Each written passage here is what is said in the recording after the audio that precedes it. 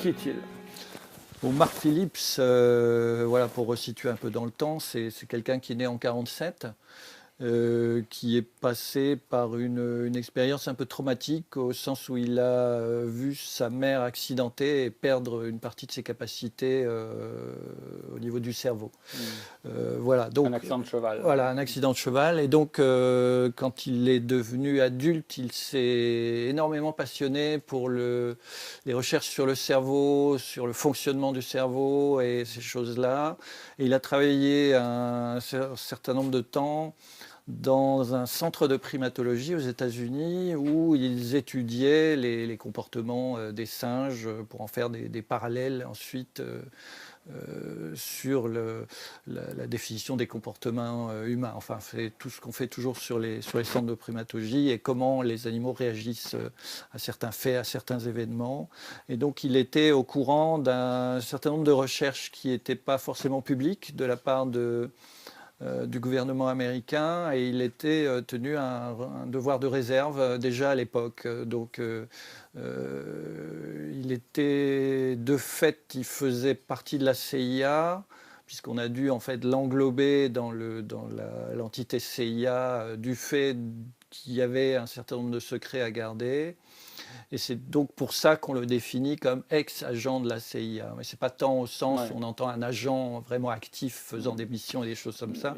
C'est parce qu'il avait accès en fait à des dossiers relativement secrets du gouvernement américain, notamment sur des recherches en termes de primatologie en l'occurrence. Bon, et à savoir, comme beaucoup d'Américains qui sont capables d'avoir deux boulots, Oui. lui, il avait aussi un travail qui a pignon sur rue. Voilà, il a bossé après, ouais. Il a tenu lui-même. Il a eu des entreprises, il a même été, là on va y arriver assez rapidement, associé finalement à un des maîtres de Cathy O'Brien, tout à fait par hasard, d'où est partie justement toute l'histoire. Un type qui lui aussi avait une triple casquette alors qu'il était agent de la CIA, mais ventriloque. Hein. Alors là, on parle de Alex Houston, qui est donc un des premiers maîtres de l'esclave Cathy O'Brien, qui avait aussi, évidemment, comme tu viens de le dire, plusieurs casquettes. Donc, qui était ventriloque, c'est-à-dire qu'il se produisait dans le monde de la country music en faisant des spectacles de ventriloque, et aussi il hypnotisait les foules, comme on a connu ça en France à une certaine époque. Il y avait ces hypnotiseurs de scène qui endormaient une salle entière. Voilà, c'était un peu le boulot de Houston. Pour bien expliquer que la sphère est assez complexe, parce qu'on rentre dans le monde de l'industrie aussi là-dedans. On va rentrer dans le monde de la politique, dans le monde de la drogue et dans le monde malheureusement de la pédophilie. Parce que lui, Mark Phillips, a rencontré donc dans son parcours Cathy O'Brien, qui est une victime, vraiment, à son corps défendant, des pires abominations qu'on puisse faire en matière de manipulation de l'esprit. Alors, il faut savoir qu'en préambule, finalement, on sait très bien que le projet Paperclip a permis aux Alliés de rapatrier les éminents savants physiciens, astrophysiciens allemands, nazis, oui. Pas que dans ce domaine-là, aussi dans le domaine de la suggestion. Oui, tout à fait. On est au courant généralement du côté technologie des fusées, avec Werner von Braun et un certain nombre d'autres scientifiques nazis qui travaillaient sur les armes secrètes allemandes. Mais il y avait aussi tout l'aspect des scientifiques, mais je ne sais pas si on peut encore leur donner ce qualificatif-là, qui travaillaient sur l'esprit humain et qui, eux, ne travaillaient malheureusement pas dans des centres de primatologie. Ils travaillaient sur un matériau, si je puis m'exprimer ainsi, directement humain. Ils avaient pratiqué ces recherches dans les camps de concentration et autres. Et ils avaient donc fait pas mal de découvertes sur le fonctionnement du cerveau humain. Et donc, les Américains ont importé ce savoir chez eux et l'ont appliqué très rapidement dans leur service secret pour de multiples raisons. D'abord à titre expérimental et puis après à titre carrément fonctionnel. Oui, il y a cet aspect-là. Faut quand même savoir que les États-Unis se sont interrogés finalement avant les autres nations sur la façon de contrôler, le mot est peut-être un peu fort, mais en tout cas d'avoir une action sur les masses pour faire fonctionner ce qu'on appelle mais qui, à mon avis, ne mérite pas vraiment ce mot-là, la démocratie ou la société dans son ensemble, sans qu'il y ait trop d'anicroches, de difficultés et de choses comme ça. Donc ça fait que dans les années 50, ils avaient donc déjà tous ces savants nazis qui étaient chez eux, et ils ont décidé de faire des recherches beaucoup plus poussées sur le contrôle de l'esprit, voire le contrôle des masses. Et donc c'est à partir de là que sont nés les programmes MK Ultra, dont le projet Monarch, dont il est question dans le livre, fait partie, qui était une immense entreprise pour savoir comment contrôler parfaitement un ou des individus. Alors, bon, le décor est planté. Le personnage central de cette histoire vraie se nomme Cathy O'Brien et sa fille, hein, parce qu'elles sont tristement associées, bien sûr, à cette entreprise glauquissime. Cathy O'Brien a eu la malchance de naître dans une famille où le père était pédophile. Et on apprend finalement que les ombres de la CIA recrutent beaucoup chez ces enfants victimes de pédophilie. Oui, parce que ils se sont aperçus, enfin je pense que c'était plutôt les résultats des recherches nazies qui s'étaient en fait aperçus de ça, que sur les familles où la pédophilie ou un certain nombre de sévices étaient reproduits de génération en génération, on avait une conformation mentale des enfants qui naissaient les uns après les autres au cours des générations, qui était particulière et qui pouvait intéresser justement le fait de facilement pouvoir rentrer dans ces esprits-là pour les contrôler. Hein. Donc Cathy O'Brien, comme tu viens de le dire, est née dans une famille pédophile du père, et la mère elle-même ayant été de son côté abusée dans des relations incestueuses. Ce qui faisait déjà d'elle, quelque part, une personne repérable pour les expériences gouvernementales américaines. Son père l'a donc abusée quasiment dès sa naissance. Et à partir du moment où elle a eu, je crois que c'était entre 5 et 8 ans, le gouvernement américain s'est intéressé à elle. Et donc son père l'a littéralement, on va dire, vendu au gouvernement américain pour toutes ses expériences. Voilà. Donc c'est là qu'a commencé toute l'histoire. Voilà. Il faut savoir que le but du jeu, en fait, est de fractionner le cerveau en multiples cases, en multiples personnalités, pour faire d'abord de ces femmes des jouets sexuels, mais également des espèces de clés USB vivantes, finalement, dans lesquelles on peut stocker des données qui vont être des messagers vraiment parfaits, puisque personne, même sous la torture, peut avoir accès à leurs données. Il suffit d'avoir la phrase magique, finalement, le code magique pour le déclencheur, pour qu'elle puisse livrer aux informations. Alors, bon, sur le volet d'abord, on va dire préparation, on est dans vraiment la torture. Voilà, donc le but, c'est que c'est d'impulser un trauma très violent sur la personne, pour que le cerveau en arrive au point qu'il ne puisse plus gérer l'horreur de la situation. C'est-à-dire qu'à ce moment-là, il y a comme une coupure de courant, et la conscience bascule dans une autre personnalité. C'est-à-dire que tout d'un coup, elle n'a plus conscience de ce qui se passe et elle se réfugie dans une autre personnalité. Donc là, à partir de ce moment-là, effectivement, on scissionne la personne, l'esprit de la personne en diverses personnalités, qui peuvent être aussi caractérisées pour divers types d'opérations. Hein. On parle de drogue, on parle de... Cathy O'Brien, elle a été aussi en quelque sorte messagère dans le cadre de relations diplomatiques. Ouais. Voilà, on peut lui faire des tas de choses. Donc ça, c'est le cas de Cathy O'Brien, mais il faut savoir que dans le domaine militaire, on peut aussi conditionner des soldats de la même façon. Il y a beaucoup de techniques comme ça. D'ailleurs, sa mort était programmée dans le cadre d'un snuff movie. Voilà. Elle en avait parfaitement conscience. On lui disait même, tiens, la semaine prochaine, tu vas mourir. Mais finalement... Elle en avait conscience, c'est pas le terme exact. C'est-à-dire qu'elle entendait effectivement ces paroles-là, mais elle n'était pas capable de se représenter ce que ça voulait dire. Ce qu'il faut bien savoir, ce qui est important de savoir, c'est que l'âge de 30 ans est important dans le développement humain, puisqu'il semblerait que ce soit l'âge auquel se produisent des tas de transformations au niveau chimique dans le cerveau, qui font que souvent s'opèrent des changements dans la vie des gens. Enfin, si on regarde en général autour de nous, la trentaine, autour de 30 ans, certains d'entre nous, voire beaucoup d'entre nous, ont vécu une transformation qui fait que leur vie est passée à autre chose. Et voilà. Mais ce qui donnait aussi les limites de contrôle technologique sur la personne, à partir du moment où le cerveau lui-même opérait de lui-même un changement qui faisait que tout était brouillé à partir de là. Et donc, je crois qu'il n'y avait plus moyen d'agir de façon, de contrôler le cerveau de la personne qui échappe à toute possibilité de contrôle. Ce qui fait que tous ces esclaves ou personnes sous contrôle, à partir de 30 ans, étaient soit tout simplement supprimés, soit recyclés dans d'autres domaines. Voilà.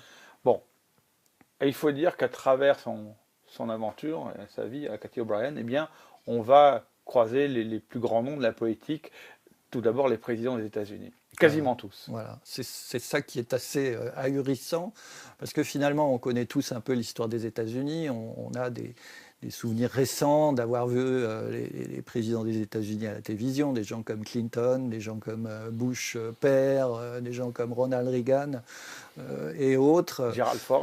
Gerald Ford, tout à fait. Et à travers le livre, on découvre des personnages qui n'ont absolument rien à voir avec l'image publique qu'ils ont, ce qui est, on peut dire, souvent le cas finalement pour les gens publics en général. Sauf que là, l'image est vraiment totalement différente. C'est-à-dire que on passe de gens qui ont l'air en public relativement normaux, voire même plutôt bien dans leur rôle de président. Et donc on découvre que ce sont de l'autre côté des monstres.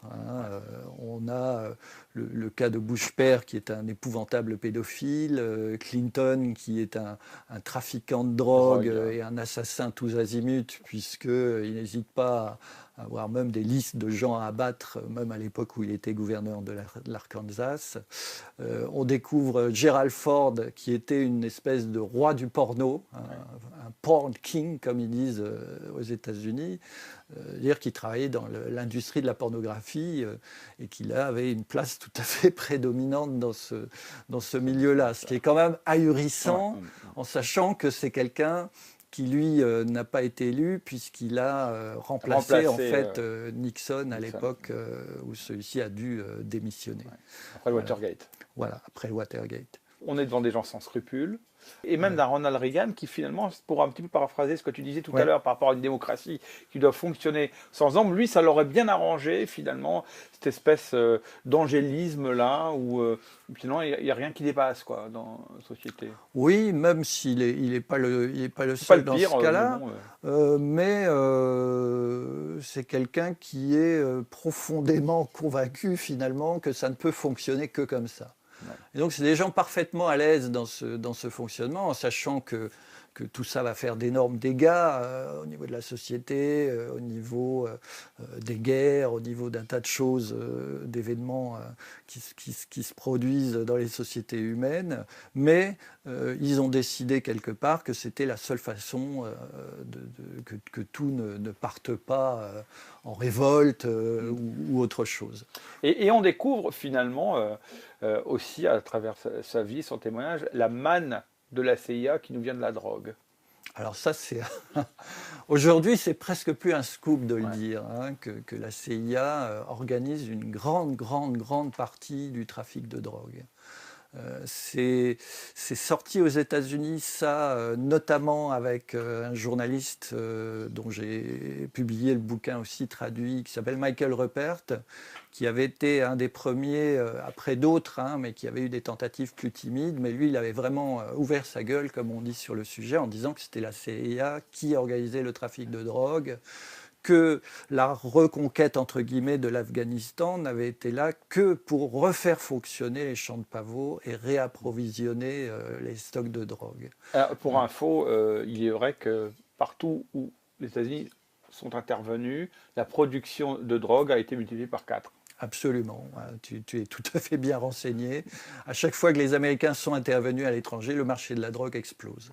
Alors, on rappelle qu'il ne s'agit pas d'un roman. On rappelle qu'il s'agit d'une histoire vécue. Et le problème, c'est que ces deux personnes ont été obligées de se cacher, de fuir. D'abord, comment est-ce que Mark Phillips a réussi à sortir Cathy O'Brien de son enfer ? Alors c'est ce qu'on racontait tout à l'heure. Mark Phillips avait rencontré par hasard Alex Houston, qui était donc le maître de Cathy. Je dis le maître, hein, je voulais préciser juste une petite digression. Dans le texte anglais, le terme c'est handler.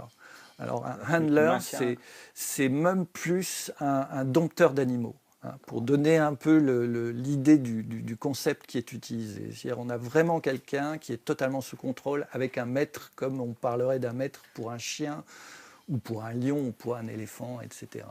Voilà. Et il rencontre par hasard Alex Houston, et c'est à partir de là qu'il a découvert Cathy, qui était donc la femme, puisqu'elle était officiellement la femme d'Alex Houston à l'époque. Et donc il découvre Cathy. Il fait assez peu de cas de cette rencontre au début, puisqu'elle est véritablement attifée comme une prostituée. Elle a pour lui une apparence très vulgaire. Il n'a pas spécialement d'atome crochu avec cette femme qu'il cherche plutôt pas à fuir, mais enfin il cherche pas forcément à rentrer en relation avec elle. Et c'est à partir du moment où il découvre effectivement ce que Cathy vit avec sa fille dans les griffes d'Alex Houston et tout ce contexte de l'opération Monarque, qu'il est littéralement pris de dégoût pour ce genre d'action, et qui décide quelque part de sauver cette femme et de sauver sa fille de l'emprise de l'opération Monarque. Cathy O'Brien s'en est sortie, mais pas sa fille. Kelly les suit quand même dans leur fuite en Alaska, comme je le racontais juste avant. Mais Kelly reste marquée par sa programmation qui a employé d'autres moyens. C'est-à-dire que Kelly a été conditionnée et programmée par des moyens technologiques, notamment par la technique des harmoniques. Bon, moi, d'un point de vue connaissance personnelle, scientifique sur le sujet, je n'ai pas vraiment une vraie connaissance du dossier, mais il semble qu'on puisse, conditionner des chemins neuronaux, les circuits qu'utilisent, on va dire, les neurones, d'une certaine façon avec la technique des harmoniques. C'est-à-dire qu'en émettant un certain nombre d'harmoniques, on peut canaliser littéralement le fonctionnement du cerveau. Donc Kelly ayant été programmée sur ce mode-là, alors entre autres choses, hein, j'imagine qu'il y a eu d'autres types de techniques, mais très technologiques quelque part. Alors que Cathy O'Brien elle-même, c'était plus, on avait des traumas physiques et physiologiques. On la torturait, on la faisait souffrir pour créer ces traumas. Tandis que Kelly, elle, a subi ce type de torture technologique, quasiment, je crois même que c'était dans le ventre de sa maman déjà. Ouais. Donc ce qui faisait que c'était tellement incrusté, implanté en elle, il n'y avait plus de moyens, on va dire, psychanalytiques pour faire vite. C'est-à-dire qu'une personne peut être amenée à se déprogrammer en faisant un travail sur elle-même. Mais dans le cas de Kelly, c'est ce qu'ont tout le temps cherché à trouver Mark et Cathy par la suite. Il fallait des moyens technologiques pour la déprogrammer. C'est-à-dire, en fait, contrer ce qui avait été créé par la technologie dans le cas de Kelly. Donc c'est ça qui fait toute la différence. Je ne sais pas toujours à l'heure d'aujourd'hui, puisque je suis quand même toujours en relation avec Mark et Cathy, dans la mesure où j'avais publié leur livre, traduit leur livre et publié. Ils ont plus beaucoup, ils donnent plus beaucoup d'informations sur Kelly, dont il semblerait qu'elle soit dans une espèce de statu quo de ce côté-là. Alors quel type d'existence elle mène, je n'en sais rien. À la limite, le plus formidable, ça serait de les faire venir en France pour qu'ils nous racontent eux-mêmes ce qu'il en est aujourd'hui de Kelly. Alors, quelle vie ils ont maintenant, Cathy et Mark? Alors aujourd'hui, donc Cathy a le statut officiel de lanceuse d'alerte, ce qu'on appelle le whistleblower en anglais, qui est un statut tout à fait défini et administratif de la nomenclature américaine. C'est-à-dire vous êtes lanceur d'alerte. Donc vous avez un certain nombre de droits, un certain nombre de choses à respecter pour conserver votre statut. Marc a, je pense, aussi le même statut. Et donc, ils ont toujours cette activité de diffusion de ces informations. Ils font toujours des conférences. Ils interviennent relativement souvent. Je pense qu'ils vont aussi voyager, enfin qu'ils voyagent à l'étranger. Je sais qu'ils vont assez souvent en Allemagne. Donc là, par contre, je n'ai pas pu avoir tellement plus d'informations. Marc Félix m'a dit qu'ils allaient régulièrement en Allemagne parce qu'il travaillait lui-même là-bas, dans des hôpitaux allemands, sans doute sur des cas de contrôle de l'esprit, ou en tout cas pour aider à déprogrammer des gens ayant subi ce genre de choses, parce qu'il est reconnu au niveau mondial comme un spécialiste de la question. Mais enfin, il m'avait dit que c'était pas du tout officiel et qu'il fallait à la limite pas trop développer sur cette affaire, puisqu'il tenait à garder un peu le secret. Alors du coup, ça m'a une question. Ça veut dire que ces pratiques ont aussi eu lieu en Europe? Alors, il me semble évident, alors là, je dirais pas que c'est pure hypothèse, parce qu'on a quand même des retours de témoignages, notamment en France, notamment à la suite de la publication du livre, de gens qui reconnaissaient quelque chose dans le phénomène. Donc on peut imaginer, enfin, ça me semble tellement évident que si on imagine que tous ces gouvernements fonctionnent sur une espèce de tronc commun, que chacun a évidemment une spécificité nationale, comme il existe des drapeaux pour chaque pays, mais qu'en gros, ce genre de connaissances, via les services secrets, peut se disséminer dans tous les pays du monde. Donc on peut très bien imaginer qu'il existe ça en Europe, qu'il existe ça en Russie, en Chine, etc., etc. Alors, ça nous ramène finalement à l'affaire Karen Mulder en France, Voilà. avec l'agence Elite, Voilà. qui regardait, d'ailleurs la vidéo est toujours visible sur Internet, Ouais. avait finalement été obligé de faire une espèce de mélange de mea culpa, de coming out, en disant voilà, Karen Mulder, on l'a reçue, on a été obligé de censurer parce qu'elle nous parle d'un complot mondial qui carrément finalement copier-coller de ça. Mais finalement, oui, je veux dire, Karen Mulder raconte ce dont Cathy O'Brien a témoigné. Donc, moi, je suis absolument pas surpris de ça. Il faut savoir que ce livre a été édité dans sa version anglaise aux États-Unis à 15 reprises, hein, et 15 rééditions. Il y a eu 15 rééditions depuis la première parution qui s'est faite dans les années 90, je n'ai plus l'année exacte. Donc c'est un livre qui a eu beaucoup de succès. Il faut savoir qu'au début, quand ils ont donc imprimé le livre, qui était en soi dans la forme, un dossier qui était destiné à être distribué et qui a été distribué à tous les membres du Congrès américain. C'est-à-dire que tous les membres du Congrès américain ont reçu un package qui comprenait l'histoire, le récit de Cathy O'Brien, le récit autobiographique de Cathy O'Brien, plus un certain nombre de documents déclassifiés, de preuves écrites sur un tas d'éléments de son dossier. Et donc, ils ont décidé d'en faire un livre dans le cadre de conférences qu'ils avaient organisées. Et c'est à partir de là qu'ils ont distribué le livre dont ils parlaient directement, et qui a connu un succès dans les sphères dans lesquelles ils intervenaient. Mais on ne peut pas parler d'un succès national au sens où c'est une info qui aurait été diffusée par toutes les grandes chaînes de télé américaines. Coast to coast, quoi. On imagine bien, oui. Est-ce que ça a changé les choses aux États-Unis, ce livre, pardon?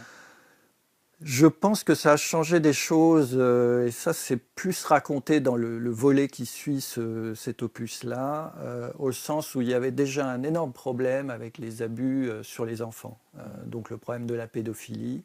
On trouvait des tas de parents qui étaient absolument désespérés et qui ne savaient plus à qui s'adresser, puisque toutes ces affaires étaient systématiquement étouffées.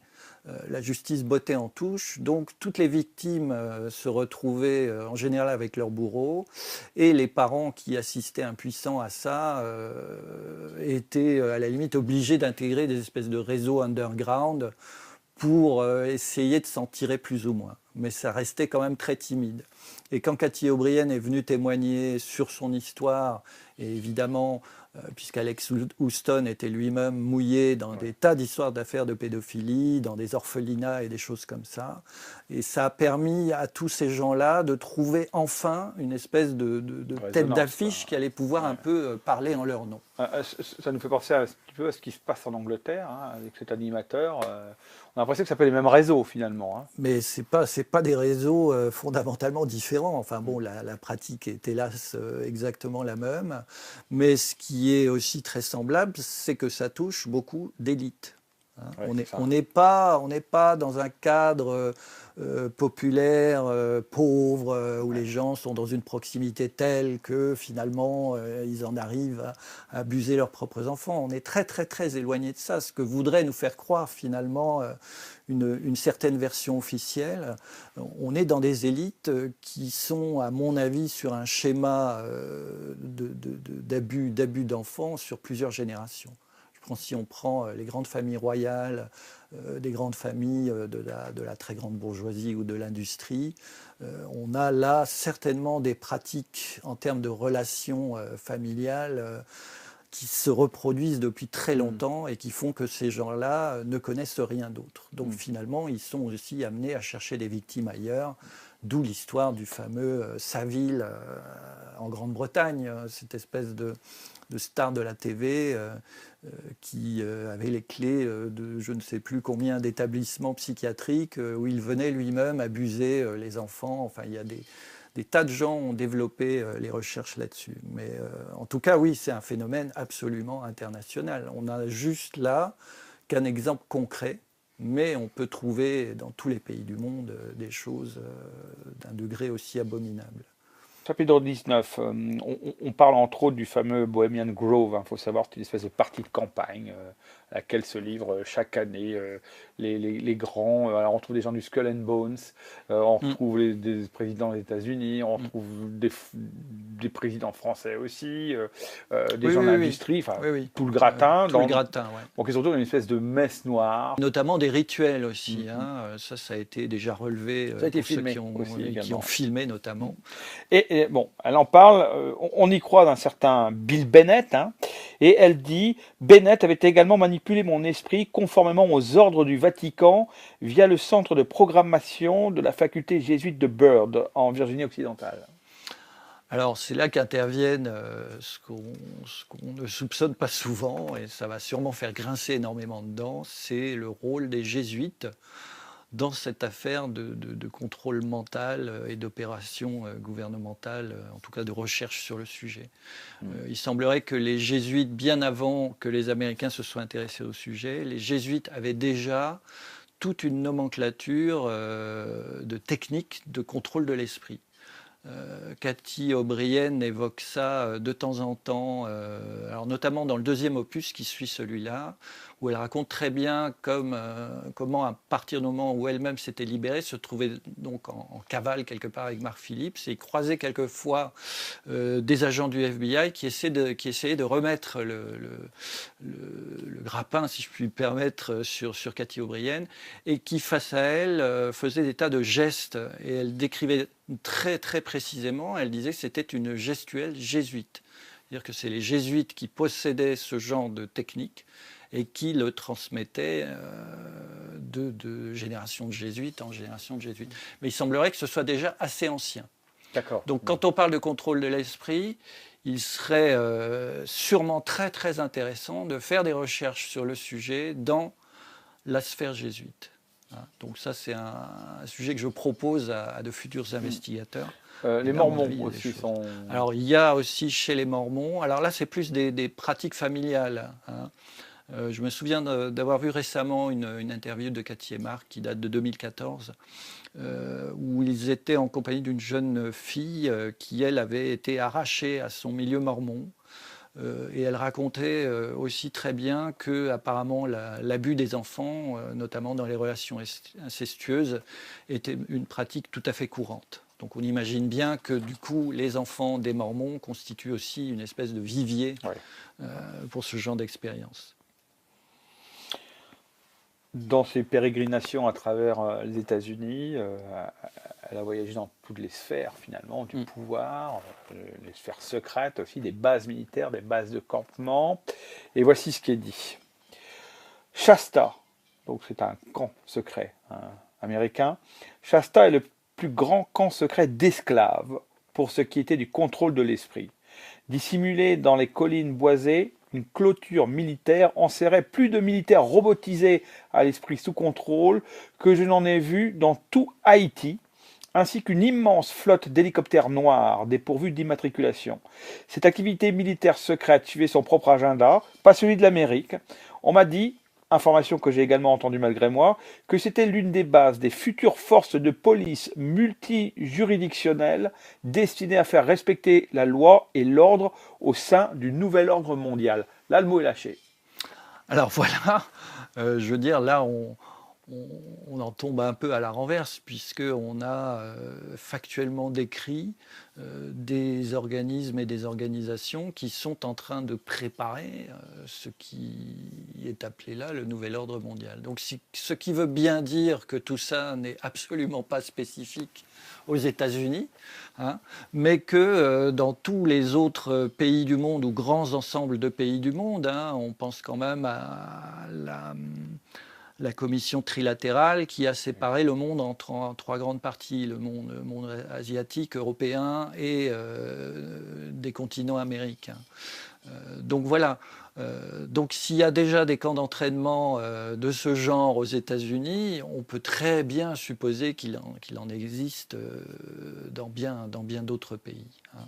Même si on est toujours censé avoir des frontières, des drapeaux, des cultures différentes, mais il semblerait qu'il y ait quelque chose qui sursoit à tout ça littéralement, hein. Et là, on a quand même des éléments très très concrets. On parle de cette force de police multijuridictionnelle. Je veux dire, c'est plus du délire, c'est plus de la théorie. Ben, il faut savoir que les juges américains planchent actuellement sur le fait qu'ils puissent faire arrêter n'importe qui dans le monde. Voilà. Donc finalement, c'est à l'ordre du jour actuellement. Voilà, ce qui est finalement l'amorce qui ont constitué le Patriot Act aux États-Unis à la suite du 11 septembre, où on pouvait littéralement débarquer chez n'importe qui sans mandat judiciaire et enfermer quelqu'un sans aucune charge contre lui, uniquement parce qu'un soupçon de terrorisme, mais ça pourra être bien autre chose après. On pourra peut-être dire même un jour complotiste. Ouais. Voilà. Et donc ce contexte du Patriot Act, qu'on va peut-être retrouver en France aussi avec les événements récents qui se sont passés chez nous, on voit bien que quelque chose est en train de se resserrer au niveau des gens qui ne pensent pas tout à fait comme les autres, hein. Donc on est là déjà factuellement dans ce qui pouvait paraître l'œuvre d'anticipation d'Orwell, que en 1984, on va bientôt avoir une police de la pensée. Moi, je ne déduirais rien d'autre de ce genre de description. Ils n'ont pas été en procès, Cathy O'Brien. Oui, c'est ça qui est extraordinaire, c'est que avec ce qui est affirmé dans ce livre-là, qui est sorti dans les années 90 aux États-Unis, on pourrait imaginer que tous les présidents actuels, passés, se soient regroupés pour faire un procès en diffamation. Parce que là, à la limite, si on veut admettre que tout ça est faux, en termes de diffamation, c'est quand même balèze, hein. Mais il ne s'est strictement rien passé. C'est-à-dire qu'on a fait littéralement du côté du pouvoir, en tout cas aux États-Unis, comme si de rien s'était passé. Sauf que quand même en justice, il était impossible de pouvoir obtenir gain de cause, ou en tout cas de faire établir ces faits-là, puisque tout de suite, le prétexte de la sécurité nationale coupait court à toute continuation du processus judiciaire. Voilà. Donc ça, c'est important de le savoir. Mais on peut aussi imaginer que c'est tellement gros, finalement, que ces gens-là, je parle des présidents et des gens de pouvoir là-bas, ne s'en inquiétaient pas plus, sachant que peu de gens, voire pas du tout de gens, croiraient ce genre d'histoire. Malheureusement pour eux, ça a quand même créé une espèce de prise de conscience aux États-Unis qui est restée relativement timide. On ne parle pas de choses générales au niveau de tout le pays, mais dans tous les gens qui avaient été impactés déjà par des affaires de pédophilie, il y a eu cette prise de conscience qui s'est faite sur ces affirmations-là. Et je pense qu'il y a quand même un certain nombre d'Américains là-bas qui n'ont plus aucune illusion sur qui sont réellement les tenants du pouvoir, vraiment. On rappelle le titre du livre, L'Amérique en pleine transformation, écrit par Cathy O'Brien et Mark Phillips, et une suite à venir. Alors la suite à venir qui est apparemment très attendue, puisque les gens qui ont lu ce livre-là, sachant qu'il y a une suite, veulent connaître la suite. Et donc la suite, autant ici on a le témoignage autobiographique de Cathy O'Brien qui raconte son enfer, et dans le deuxième opus, on va avoir la suite de cette affaire, c'est-à-dire la fuite entre guillemets de Cathy et Marc à travers tous les États-Unis pour échapper aux anciens bourreaux de Cathy, tout en essayant de diffuser le plus possible les informations qu'elle détient. Donc ils sont amenés finalement à intervenir dans pas mal de séminaires, de conférences, c'est-à-dire qu'ils rencontrent autant des professionnels de la psychiatrie par exemple, ils rencontrent des professionnels de la justice et tout un tas d'autres gens de cet acabit.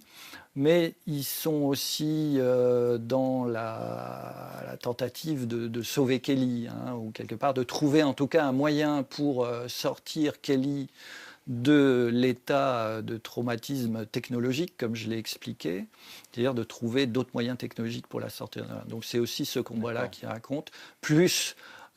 ça paraît presque caricatural de le dire, mais l'histoire d'amour qui se noue entre Mark Phillips et Cathy O'Brien, qui débouche aussi sur, comment dire ça, la relation de ces deux personnes qui n'avaient a priori rien pour se rencontrer et qui découvrent finalement dans leur relation amoureuse quelque chose d'assez extraordinaire en termes humains. Hein, donc c'est presque du Hollywood, sauf que c'est pas Hollywood qui l'a fait, c'est vraiment du factuel et raconté par des gens qui le vivent de l'intérieur, quoi. Donc Cathy O'Brien et Mark Phillips eux-mêmes parlent du deuxième opus comme de l'antidote au premier. Hein, c'est-à-dire quand vous avez traversé l'horreur de ce qu'est le récit de Cathy dans l'Amérique en pleine transformation, vous avez une nouvelle poussée d'espoir en lisant le deuxième opus qui devrait paraître très prochainement. Et il y a d'ailleurs dans tout ce deuxième opus un message d'espoir par rapport à l'horreur qu'on a connue dans le premier. Parce que en finissant de lire le premier, je crois qu'on n'a plus aucune illusion sur rien du tout et qu'on pourrait très bien se dire que mais qu'est-ce qu'on peut faire ?